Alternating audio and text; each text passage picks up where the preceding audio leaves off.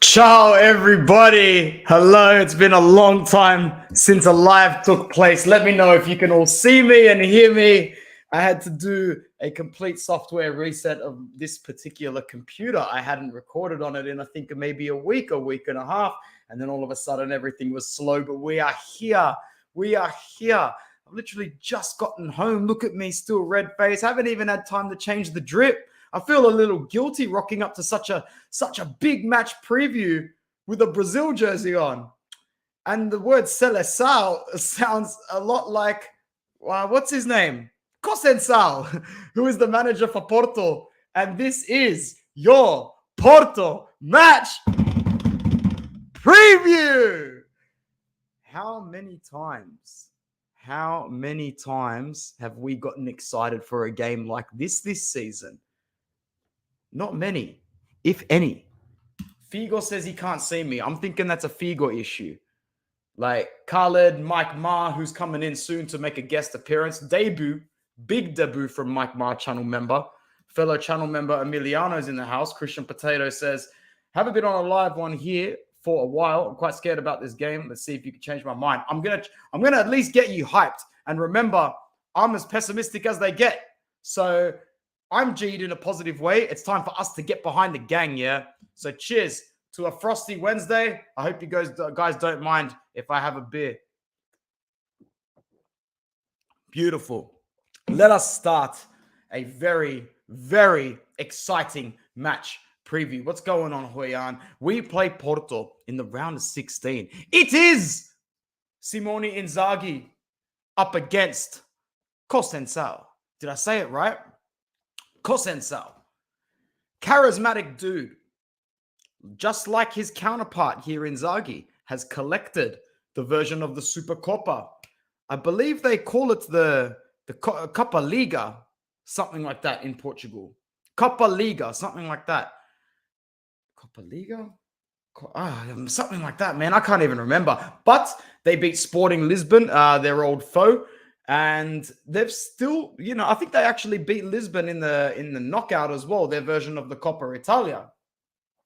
So I see a lot of similarities in these two sides. Porto are second. Their fans have almost not conceded the title because they're only 5 points behind Benfica. And if I'm not mistaken, Portuguese League. If I'm not mistaken, it's not 38. It's not 38 games. They don't play 38 games. I know that they don't. I believe that they play 34. I believe that they play 34 games. So there's 11 games left. 11. No, there's still like 13 games left, man. There's still like 13 games left. I don't know why I heard some Porto fans saying that they're out of the league. They're 5 points behind Benfica. Benfica's form is scary. They're having a really good season in Portugal, but 5 points is nothing. 5 points is nothing. Benfica's still in the Champions League as well. So they've got that distraction as much as Porto do. So I think that they're very much still in a title race. Definitely more so than us because we're obviously at like a minus 15. But yeah, I'm so excited, man. I can't believe that we're in the round, that we get to watch this stuff again. It's very nostalgic as well because Porto is one of the sides that made me fall in love with European football. We're talking the era of around 2003 to 2007, 8, and 9, where they were highly representative of Portugal in the Champions League. And this is just when I started to wake up and watch it before school. So we had it on a channel called SBS, who no longer have the Champions League rights. They haven't for a while, but they had excellent coverage of it here down under. Excellent coverage. And I'd wake up and there'd always be kickoffs at 5:45, 6:45, and I'd get to watch the first hour before school. Fun fact, the only time my mum ever let me stay home and skip like an hour of school, the only time she ever exempted me to go late and write a note was the day when Inter was playing a game. And I didn't even have to ask that hard. I asked her and she said, okay. And I think that was just, she knew how important it was. This is important, man. This is important. We get a great chance to get to the quarterfinals, a fantastic chance to get to the quarterfinals. Oh, man, I'm just so hyped. Let's get this slideshow up and let's see what's going on. There's a couple of things that we're going to touch on. We'll go to the lineups. We'll go some stats, a couple of momentous moments towards the end as well. And there's obviously one or two big things in common.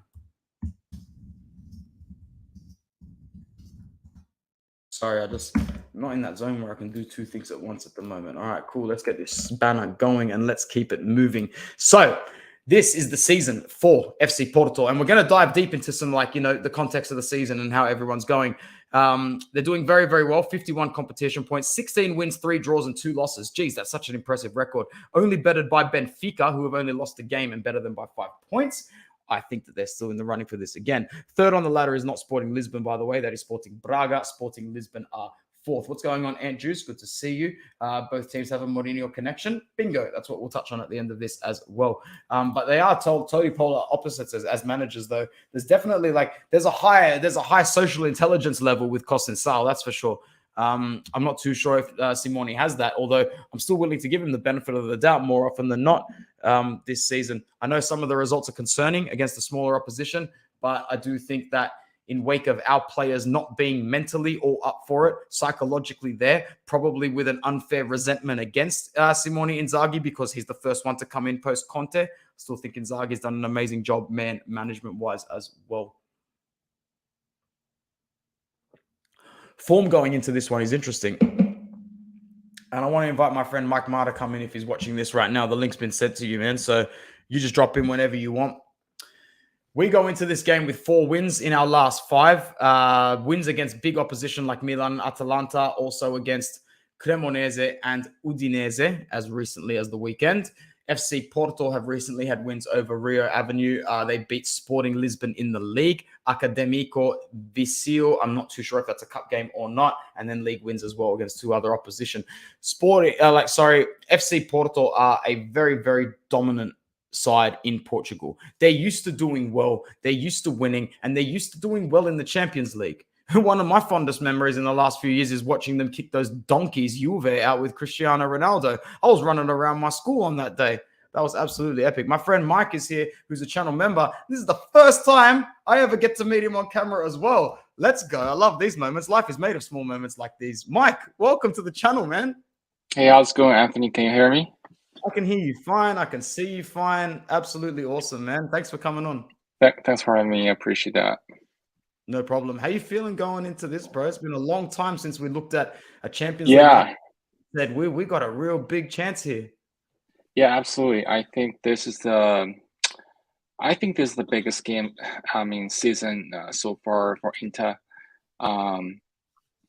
This season has been up and down, and as a fan, is so brutal to see. Napoli pretty much taking the Serie A. And for us, I think Champions League is the biggest game for us, and we have a chance to beat Portugal. So I think this is probably the biggest. And also, if we're talking about away game, we're not doing quite well this season. So at home, we have to beat Porto if we want to advance. So I think this is the biggest game so far for the season.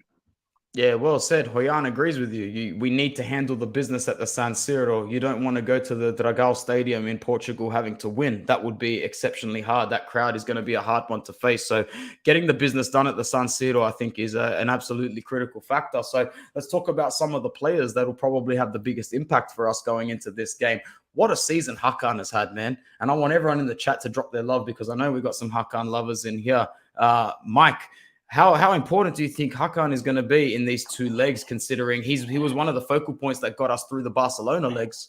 Yeah, I think Hakan this season has been playing in CDK position for the most of the time, and I think he's been performing much better. I think at this position at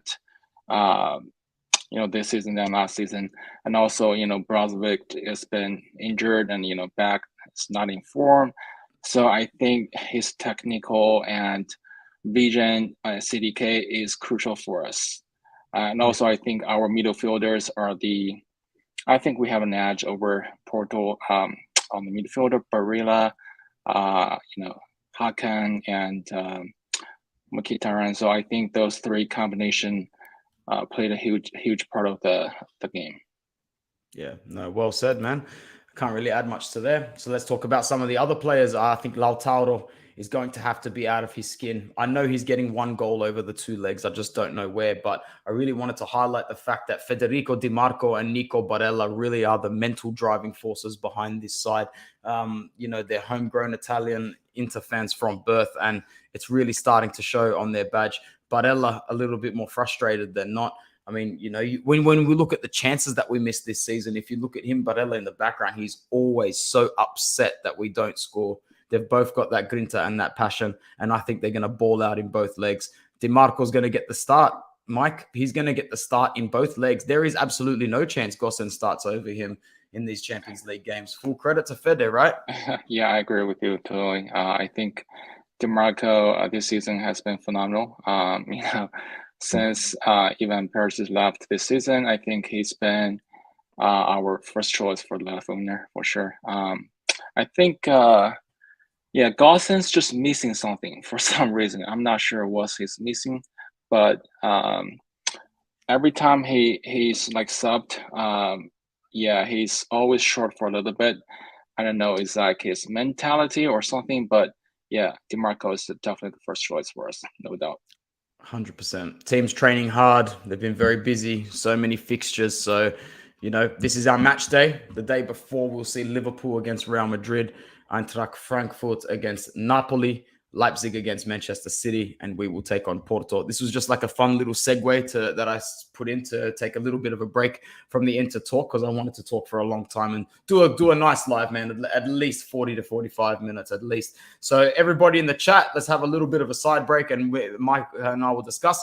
What are your predictions for the match day, guys? Liverpool, Madrid, Frankfurt, Napoli, Leipzig, and City, and Inter and Porto. I'll get the ball rolling. I see Liverpool stepping it up in the Champions League a little bit, all well knowing that they've got the history to make runs in this competition, even if they're having a shitty league. And they're having a pretty shitty league at the moment. So I think that you could see Liverpool at Anfield really shock Real Madrid into gear. You could see like a 2-1 or a 3-1 win to Liverpool. Now, I'm not even saying that's close to them going through, because I expect there to be some sort of like miraculous Jesus-like thing at the Bernabeu where it could be 1-1 and then Madrid scores 3 goals in 4 minutes. You never know. But at Anfield, I feel like Liverpool might get the nod. What are you saying, Mike? Yeah, I think so as well. I think Liverpool gonna beat Real Madrid in round one at Anfield. I think they're gonna be probably 3-1. Yeah, it's pretty hard to spot on the score, but I think Liverpool gonna win at the first round. Look at us talking against Real Madrid. This doesn't end well for a lot of people. It doesn't end well. Who knows? I Who knows? know. The away goals rule is bizarre. That's another conversation. Like I've always been a fan of the away goals rule because I sort of grew up with it as a kid, and I like that extra incentive of coming away with something extra from your opponent's ground. So for there to be no away goals rule, it actually takes a little bit of the fun away from me. Yeah, it's kind of weird for the first season without that rule, been taken away. It's been always exciting part of the playoffs or in the last 16 in the quarterfinal when the away goal plays a part. But this season, it doesn't really matter. You play first or away or home. So yeah, it's kind of like weird spirit walking into this game. Yeah. It is. Eintracht Frankfurt host Napoli. Frankfurt are actually, still very, very decent. If I'm not mistaken, they're third or fourth in the Bundesliga. I haven't checked that table in about 2 weeks. Oh man, no, they've dropped big time. Oh no, they're not really. They're sixth. They're sixth. I think they have 2 wins in their last 5 games. So they don't really seem up to the task of taking on a Napoli side who, You'd expect them to sort of start tanking now, Napoli in the Champions League, to focus on the league, but they've produced a buffer in the league where they can actually focus on both. Who the hell saw this coming at the start of the season? Big ups to them. Do you think Frankfurt can contain them, or are Napoli going to Germany and taking a result? I think Napoli gonna take the win in both rounds. I hope I'm wrong, but I think Napoli is on a sun run. It's on a heat. They're playing so well, and I don't see Frankfurt, like, even though at home, I don't see they can stop them. Maybe only themselves. I think, yeah, if Napoli, stumbles or, like mentality wise, it's a cup game and they just don't play up to their part, like maybe they can only beat themselves. Yeah. Yeah. Thanks for your comment, Brian. I appreciate it. And I definitely respect that opinion that it is left all on the pitch and it isn't subject to sitting back and, not going for it, so to speak. So I can appreciate that. Napoli will win big, I think, as well. Mighty Mouse the only one that thinks that they might lose. I'm going to go with Napoli winning 3-1, and the tie's pretty much done from there.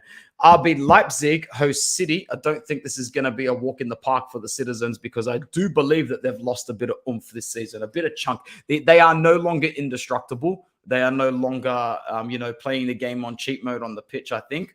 I think that this could end 1-1, to be honest. I expect Man City to spank them at the Etihad, but I wouldn't be surprised if Leipzig can at least hold this to a narrow game. So I'll say 1-1, and that produces the shock of the round, although I could be wrong, and Erling Haaland could score 3 goals in 7 minutes. What are you saying, Mike? Yeah, I think this one is gonna be quite interesting given, Man City is fighting Arsenal in the Premier League title, and also they're in the middle of like a scandal, something Yeah. that, so I think they might win, but it's also could be a draw. So, but personally, if you ask me, I think they're probably gonna 1-0 away, beating Leipzig. But you never know. But because German team are sometimes tough to beat at home. So, yeah, I would go with the 0-1 to Man City. Cool. Oh, well, nice little break. There's no need to talk about our game because we are about to dive much more in depth to it before we get to the prediction side of things. Some stats up on the board, some key stats for Porto this season. Just in the Champions League, we're focusing just on the Champions League now. They won 4 out of their 6 group stage games, ended on 12 points altogether, lost 12 goals altogether, 7 goals conceded, and an average of 46% ball possession. They had a very tough group as well. So we're going to go to that in a second as well. Their results up on the screen. Atletico beat them in the first game 2-1, and then they lost to Club Brugge 4-0 in Portugal. Now, at this point of the campaign, you are done. Finita. You just copped a walloping. You legit need 4 wins out of 4 to get through that group just to make sure that you can get past Leverkusen, let alone anywhere near Atletico Madrid. And then, out of nowhere, 2-0 against Leverkusen, 3-0 against Leverkusen, 4-0 reversed the result in Braga, and then they beat Atletico again, 2-1, reversed the scoreline, and that's one way to top your group. And Inter are probably thanking their lucky stars that they went on that late run, because I'm not saying this is going to be a game that we just win, but we could have easily drawn out a City or a Madrid had it not been for the Porto's little cruise up right to the end. So looking at that, it still tells me that they're very good. They're very, very good, and they're going to be very hard to stop.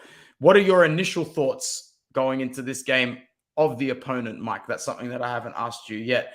Do you appreciate their history? Do you respect them? Do you believe that we are going to really have a tough time?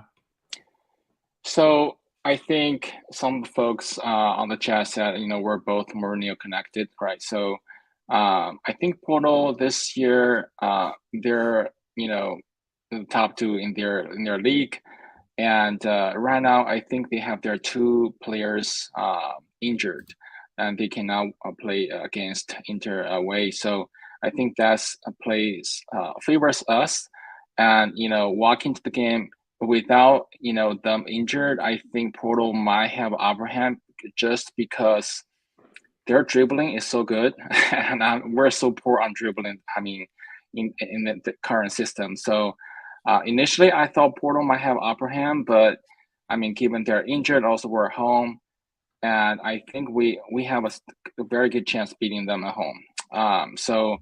But I mean, overall, if they are getting their injured player back in the second leg, I think Porto might have a chance beating us. So we just have really have to be getting a bigger buffer at home, 2-0 or 3-1, whatever. So given this year we're so poor away game for some reason, we're like given so many goals as conceded for no reasons. Yeah, I think it's gonna be tight, really tight game. But I definitely will root for Inter. So I think Inter might be going through 3-2 total. That's great. That's great. We've got 22 people right now, including the very annoying Mario Galliano. But nah, I love my boy Mario. Forza Palermo. We lose our first game 2-0 against Bayern. We get a 2-goal win in the Czech Republic. And then the best result of the match day comes with a Hakan Çalhanoğlu goal, and we hold on and beat Barcelona 1-0. And then an absolute cliffhanger at the Camp Nou. We make it 3-2 with Gosens in the 88th minute. And you think, at the very least, it's going to end a draw. We're pretty much through to the next round. But then within like 90 seconds, they pull one back. And it's not just a draw now because you've got extra time and everything. Huge chance for Aslani to square the ball and win the game and put us through on that match day. Not to be 3-3, but all is well because, and this was one of my highlights of the season, it's nice when your team can just grab a scenario by the balls and make sure that there's absolutely left nothing to the imagination in terms of negativity. And that's what match day 5 was. We had to beat Victoria Pilsen and just ensure that we are going through, and we smacked them. We smacked them absolutely emphatically. There was not a stress about it whatsoever.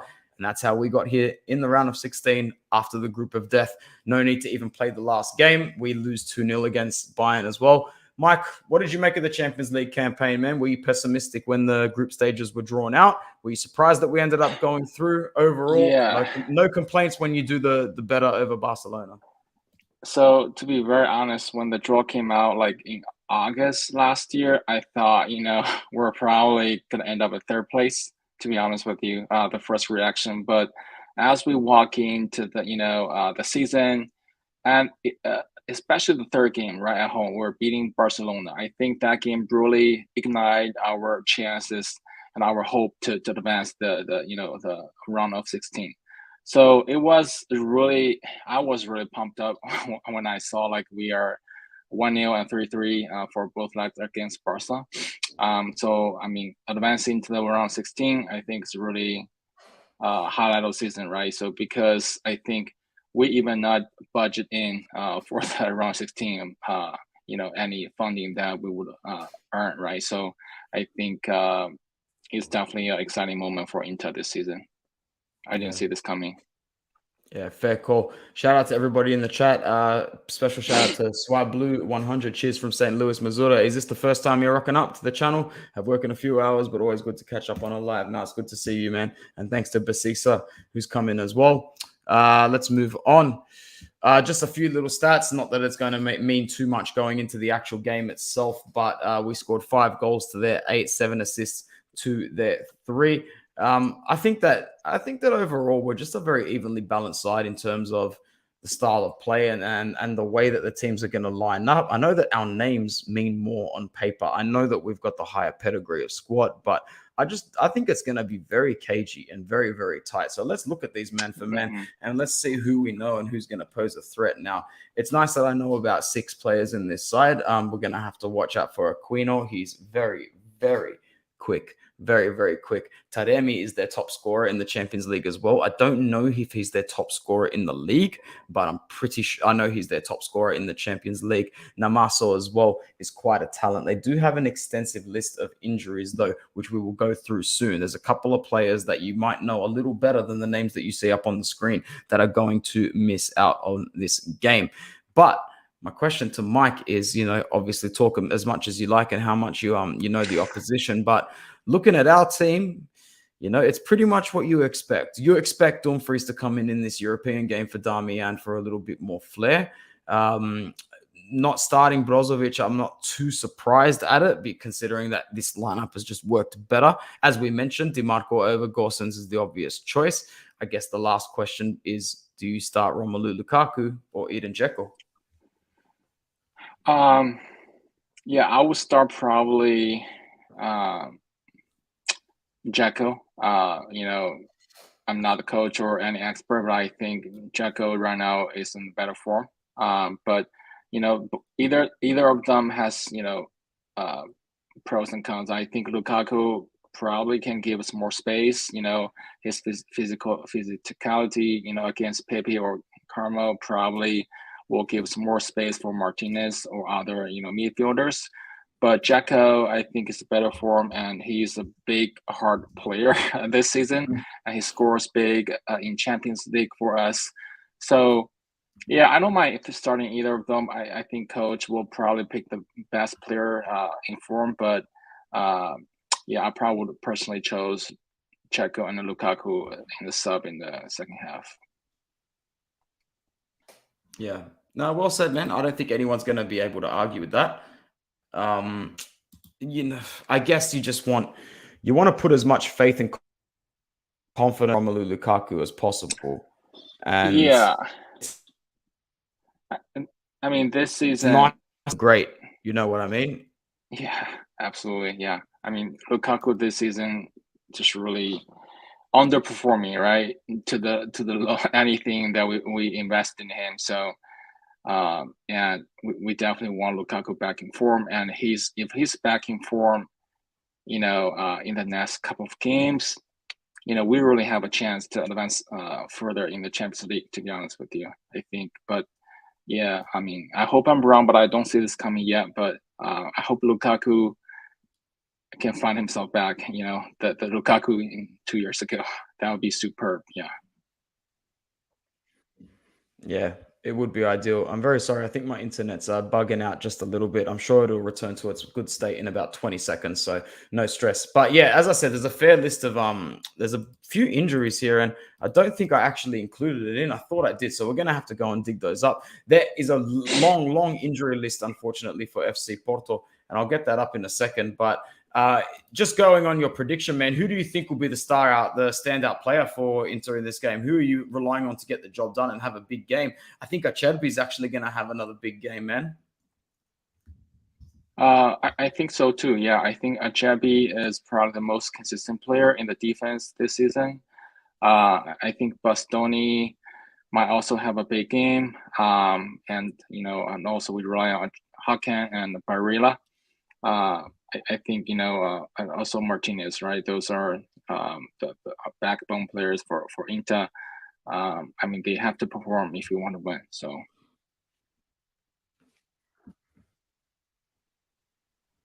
Yeah, fair. No, just for Porto, Ivan Nilsson is out. Galeno is out. There's about 11 goals just between them in the Primeira Portuguese league at the moment. So there's everything that you need to know about the injuries as well. It's going to be a sort of game where the Porto manager is going to be missing the players that he counts on. He really is. And we need to take advantage of that. So I keep echoing the thoughts of yourself. I keep echoing the thoughts of people in the chat.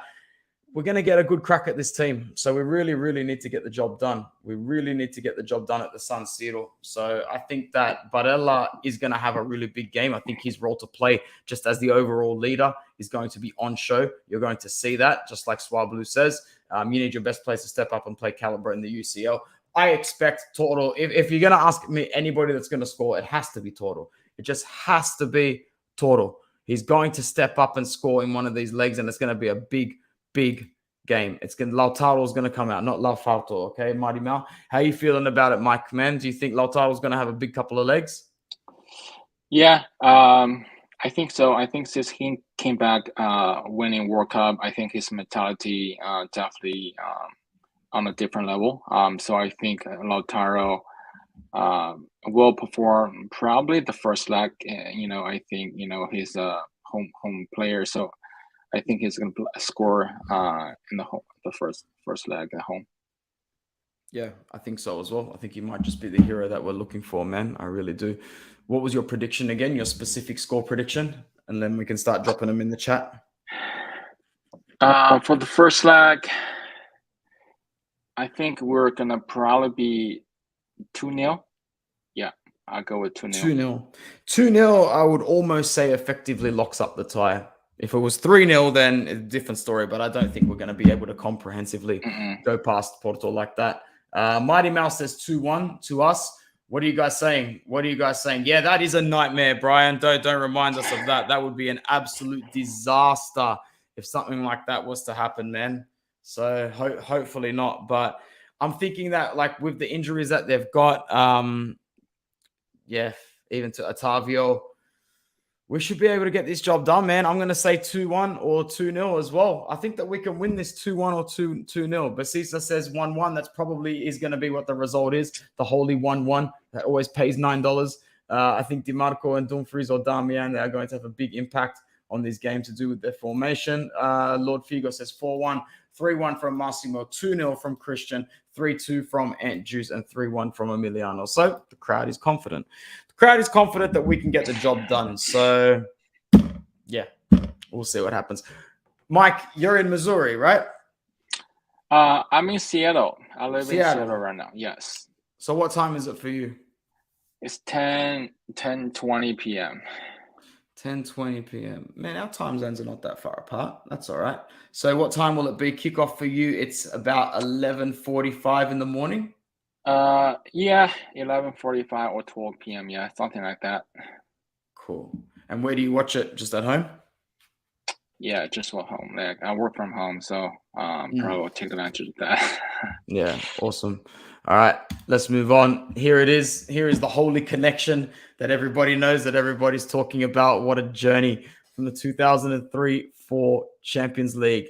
The moment that shifted him from potential great manager to already existing world-class manager. Whoever gets him is a lucky club. Chelsea was the lucky club at the time. We were the lucky club from 2008 to 2010. Forza Mourinho, the special one. Little bit of a connection here, Mike and chat. It's an interesting one, man. So I'm looking forward to this. I reckon it's going to be a really, really good clash. Oh, that's it. Finally load. Beautiful. Did you manage to catch that Champions League, man? How old are you, Mike? Yeah, I was still back in college. I think I was, watching the game. I was really pumped up. I know I was so sweating, so nervous. Like I woke up in the middle of the night watching the finals against the Bayern in Real Madrid. And I was like, I mean, Diego Milito, I think, is my favorite players at Inter. And I mean, he's really a big game player. I mean, I think the technique and his shooting is really so delicate. Like it's just like so pretty, so beautiful watching him scoring and just dribbling. Yeah, that the entire journey from the group stage, we lost Barcelona, I think, that season in the group stage, and then we beat them in the semifinal or quarterfinal. I couldn't remember. I think that was huge. I was so pumped up, and the entire journey, and that squad, 09 to 10 squad, I think is my favorite Inter squad. Period. Yeah, I mean that squad has everything, right? So from you can name it, like technical, perfect squad from top to bottom. Yeah, speed, everything. Yeah, technical. I mean, physical. Yeah, everything. You have everything, and the coach. I think just like timing plus, talent. I mean, just make it perfect. Yeah. Yeah, it really was. Mike, I want to thank you very much for coming on the show today. You are welcome anytime, my friend. So thank you so much for being a channel member as well. I really humbly appreciate your contribution. So yeah, let's link up soon again, man. Forza Inter. Yeah, Forza Inter. Bye-bye. Ciao. Thanks to Mike for coming through. Very, very good. If any other channel members in the house want to join me in the live stream, anybody in general, you just let me know, and I'm always willing to have people on. Let me go to some of the comments, and then I'll pretty much start clocking off soon. We've been going for 38 minutes, which is great, and there's 26 people with me right now. I really was looking forward to this, and I'm very happy that I got it done. Totally depends on what Inter we see. Is this the Napoli Milan crushing Inter, or the team we struggle against relegation sides? Hopefully it's the former. 3-0 to Inter, though, all said and done. Brian says, guys, one of the happiest nights in my life was watching the Barcelona youth team walk out in shame from San Siro in my section as we kicked Xavi at home. You were there. That's great, man. That's great. That would be great because I hate Barcelona. And Xavi has done nothing but act like a prissy little bitch all season. Mourinho Derby, big time. Let's bring that image back up again because that was a nice one. Look at that, man. Look at that. Look at the youth in his face. Gray hairs already, but the youth in his face. Forza Mourinho, man. He truly is the special one. He's our special one. He's our special one. For everyone in my generation, for everyone in general, he brought us back to the promised land. And yes, it was short-lived, as only a Pazza Inter can be, but when you stand at the summit, you've made it there. It doesn't really matter how long you get to stand up there. The point is to make it up there, and we did make it up there. First season of football I watched was 10-11 UCL. Schneider still to this day is my favorite player. Nice one. The endless years of Man United rumors for heaps of players. Schneider was definitely one of them. The Porto manager used to play for Inter as well. I did not know that. So there is more of a connection there than just Inter fans liking his managerial style. Milito would have made that pass to Haka. Yeah, he would have. In the Barcelona game, I was freaked that Di Marco would blow it in defense, but I was looking down at the line at him, and he was awesome. La Madonnina will get us through on Wednesday. I hope so. I really, really do. I think Limone in Champions League is a different beast. I think so. I think just in cup games in general. Let's finish off with something really, really positive. A bit of a flashback to a legend, one of my favorite players. One of the huge reasons why I support this club is Adriano, the Emperor. He was amazing when he was fit. even when he was unfit and carrying some belly in that beautiful black and blue with the gold Pirelli from Mourinho in 08-09. Oh, just cold. He's just a cold player. He's one of the beasts. He's one of the best. That's the legend, Adriano. I'm getting so hyped just looking at his face. Looking at his face in this slideshow. Go. That's what I'm talking about. That's what I'm talking about, guys. Pez shot power infinity. Definitely. Another Quaresma came from Porto to Inter, one of the signings. I was so excited about that signing, man. I thought we were landing the next Ronaldo. The only person that was more excited than that for me was Mario Galliano, and he just hasn't let go of it since. Yeah, it's a shame. But what a game and what a man. The hat trick against Porto, Adriano, in a season where I believe Inter topped that group. You're looking at 05-06 here. Let me just cross-reference it.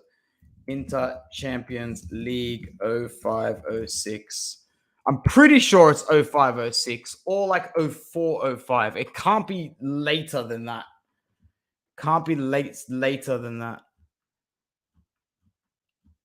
All right, I'll share this screen because it's hella interesting. Is that the end of the slideshow? Yes, it is. We finish off our live today with...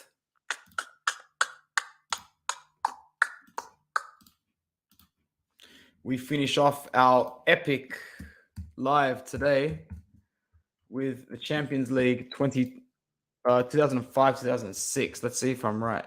Group stages. Juve, Bayern. Arsenal, Ajax. God, this is bringing back nostalgia. This is right in my peak of waking up. Barca, Bremen. Udinese. What season's that? What year's that? This must be the year where Vincenzo Iaquinta was firing in for them as well. I remember this year that Manchester United got knocked out in a group that they were meant to absolutely kill. This is the one. So Group H, Inter 13, Rangers 7, Artmedia from Slovakia or Slovenia. I can't see the badge. Slovakia, sorry. And Porto on only 5 points. So... yeah. In the games, if you actually look at the table on the side, you'll see it. We beat Porto 2-0 at home and lost to Porto 2-1 away, it looks like. But it was enough for us because we tied 1-1 with Rangers and then beat them 1-0. Oh, wait, no, sorry. We beat Porto 2-1 and lost 2-0 to them. But we drew with Rangers and then beat them 1-0. And we smacked these dudes 4-0 and 1-0. Great. In the knockout stage, we went through against Ajax. Villarreal. What a bloody pain. What a bloody pain. There were so many Champions League moments in these 2000s that we really could have gone through. Remember we took on Milan in 2 separate Champions Leagues as well? Remember Valencia? We bombed it so many times before we actually got to 09-10. We really did. We really did. We bombed it hard. There were so many years where we should have done better in the Champions League. Yeah, that had to be the Di Natale year for Udinese as well. Are you too young to see Adriano play? That's unfortunate. Liverpool and Chelsea in the same group. I completely missed that. Yeah, we bottled it heaps of times, man. Heaps of times. Heaps of seasons. I think that's where we'll finish today's stream. It was a really, really good one. I'm very grateful to have been able to be here with people like Basisa, Swablu, Alex, Ant Juice, Emiliano, my brother, channel member. Consider becoming channel members, guys, if you like what we do here for the small price of $3 a month. Uncle Sharma says it's a coffee. For me, we'll say it's a beer, a cheap beer, because I don't know what you're paying for beer in your country, but in Australia, oh dear, we're paying triple that at a pub. Quadruple that at a bar. I'm talking $9-12 a beer in Australia. It is painful crap. So we'll bottle it tomorrow. Got it. Oh man, did we really not fill you with confidence? At least to get psyched, at least to get pumped up. Come on, man. Fool made a slideshow and everything, Potato. This guy. A beer is nowhere near $3. Yeah, man. Oh wait, is this in your country? How much is it in your country, Ant Juice? Where are you from? I'm curious. I hope you're not saying it's nowhere near it, as in it's cheaper, because I'll move there yesterday. Thanks to the 29 people that are still here right now. Marco Gonzalez, thank you. Massimo, Brian Paulson. Khaled, always good to see you in the chat, Khaled, man. Appreciate you as well. Senor Potato, who predicted 2-0. Mighty Mal, good to see you in here. And everybody else. I can't keep scrolling up. Oh, you're here in Australia. Yeah, bro. When was the last time you paid $3 for a beer? Not yeah, not a while. The match is on my birthday, so I'm hoping for a win. Happy birthday to you, either or result. In Tunisia, you can get it for $1. Yeah, I bet you can. Bro, we've got the weirdest prices for anything. Name some items and I'll tell you how much they cost. Because, yeah, but like England 6 to 7 is basically the same as 9 to 10 in Australia. So it's not any cheaper. It's not any cheaper to drink in these westernized countries where men don't have enough money to live well but have enough to drink. So I blew asked, how do you become a member? Oh, man, that's really nice of you. You know, I don't like to pressure anybody, but if you're on a desktop, it's easier, or a laptop, you'll see a button next to our channel that says become a member. On the phone, I think you actually have to manually go to our channel itself to click to become a member. Click on the community tab if you can't find it as well. Much appreciated, but once again, no pressure, man. No pressure. Don't forget to leave the thumbs up. Thank you, Mike, for saying that.